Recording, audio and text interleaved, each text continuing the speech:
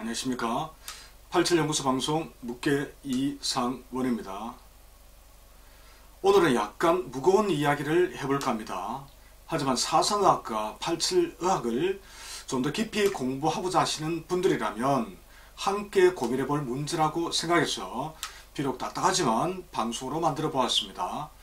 여러분들도 알다시피 대한민국은 의학사에서 가장 위대한 체질학을 탄생시켰습니다. 세계 최초로 이재만 선생의 사상학에서 출발해 지금 이를 더욱 정밀하게 다듬은 권도원 선생의 87의학으로 발전해 왔습니다. 앞으로 87의학이 이 땅에 뿌리를 내리고 세계를 향해 뻗어나가는 순간 코로나 진단 키트와는 비교할 수조차 없는 세계 의학사에 혁명적 상황이 일어날 것이라 확신합니다.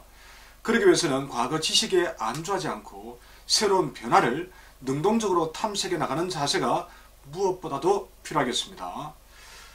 알지 못했던 새로운 지식과 기술이 기존의 영역을 흔들어 놓을 때가 있습니다. 여러분들은 이러한 새로운 변화에 맞닥뜨릴 때 어떻게 하십니까? 열린 마음으로 받아들이거나 두려움 없이 당당하게 대처하시는지요? 자, 이런 경우에 나타날 수 있는 부정적인 행동 유행에는 세 가지 정도가 있습니다. 먼저 급격한 변화를 전혀 인식하지 못하고 남 탓, 세상 탓만 하는 사람들이 있습니다. 둘째, 세상이 변하든 말든 골치 아파라 하면서 애써 외면하는 경우입니다. 셋째, 오랫동안 힘들게 쌓아올린 지식과 영역을 지키기 위해 변화를 주도하는 사람들을 향해 날선 행동을 취하는 사람들이 있습니다. 자, 반면 변화의 물결에 능동적으로 대응하는 사람들도 있겠지요. 비록 내가 변화를 이끌어내거나 주도하지는 못했지만 그 물결에 적극적으로 몸을 싣고 새로운 꿈을 향해 함께 힘을 모으는 이들입니다. 자, 저는 체질학을 하는 사람이니 변화와 관련해 이쪽 분야 이야기를 예로 들어보겠습니다. 사상의학과 87의학은 의학계의 패러다임을 바꾼 혁신적인 발견이자 변화입니다. 이보다 더 위대한 의학 이론이 또 있을까 싶을 정도입니다.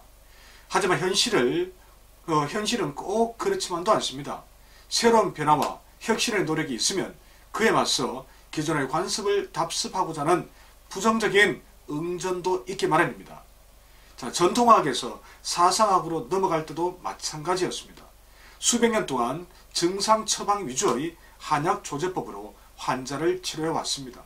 그런데 어느 날 갑자기 똑같은 증상이라도 사람의 체질에 따라 처방해야 한다는 사람들이 등장했습니다. 자, 그렇지 않으면 건강을 더 심하게 해칠 수도 있다고 하니 전통의학자들 입장에서는 쉽게 받아들일 수가 없겠지요. 보양음식과 보약을 먹을 때, 아니 흔한 음식을 섭취할 때도, 그리고 원리침을 놓거나 맞을 때도 체질을 바탕으로 해야만 합니다. 왜냐하면 체질을 고려하지 않으면 단지 효과가 없는 것에 그치지 않고 심각한 부작용을 초래할 수도 있기 때문입니다. 저는 그러한 경험을 뼈저릴 정도로 수없이 많이 겪은 바가 있습니다. 하지만 동양의학계에 체질이라는 혁명적 아이템을 도입한 사상의학자들 역시 세월이 지나면서 새로운 혁신보다는 안주의 과정을 반복합니다. 기존의 전통의학자들이 변화를 외면하고 사상의학을 거부했던 것과 크게 다를 바가 없습니다. 87의학이라는 사상학을 크게 보완하고 혁신하는 새로운 체질학이 등장하자 적극적인 탐색과 수용보다는 외면과 배척의 모습을 답습하고 있기 때문입니다. 정밀한 개인별 맞춤식 치료법인 87의학이 등장한 지 60년 가까이 되었습니다. 하지만 여전히 사상학계의 높은 벽을 뛰어넘기가 쉽지 않습니다. 아이러니한 것은 87을 막아서고 있는 사상의학조차도 여전히 동양의학계의 주류가 아니라는 점입니다.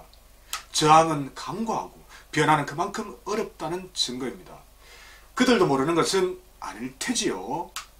사상학으로는 정확한 체질을 찾을 수 없다는 것을 말입니다. 체질을 모르면 병증의 원인을 찾아내기 어렵고 효과적인 치료 역시 쉽지 않습니다. 물론 증상 위주의 전통 한의학은 더 말할 필요조차 없겠지만요. 하여튼 사상학자들은 오랜 세월 애써 쌓아온 권위와 지식을 내려놓기 싫었겠지요. 그래서 오답인 줄 알면서도 정답이라고 여전히 목소리를 높이고 있는 것은 아닐까요? 자, 그럼 가장 최근에 등장한 팔치제는 완성된 의학일까요? 천만에 만만의 말입니다. 그 모든 학문이나 의학은 필연적으로 불완전함을 갖고 있기 마련입니다. 그것이 최초로 시도된 변화라면 더욱 그러합니다. 안주하지 않고 끝없이 탐색하고 보완해도 100% 완벽한 학문이나 의학은 존재할 수 없습니다. 모든 것은 부족함을 보완해가는 과정일 뿐입니다. 그래서 우리는 잠시도 쉬지 않고 끊임없이 변화를 꾀해야 합니다. 그런 노력을 기울여야만 한 단계 더 진일보할 수 있습니다. 자, 그런데도 과거 새로운 학문을 주창했던 사람들이 세월이 가고 나이가 들면 나태해져 현재에 머물게 됩니다. 때로는 새로운 변화를 막아서는 수구적인 모습을 보여주기도 합니다. 자, 그럼 지금의 팔칠 의학계는 과연 어느 쪽일까요? 최초 이론에 만족하지 않고 끝없이 혁신하고 있을까요? 자, 다음 방송에서는 이러한 팔칠 의학계의 현재 모습을 조명해 보도록 하겠습니다. 자, 이상으로 방송을 마치겠습니다. 고맙습니다.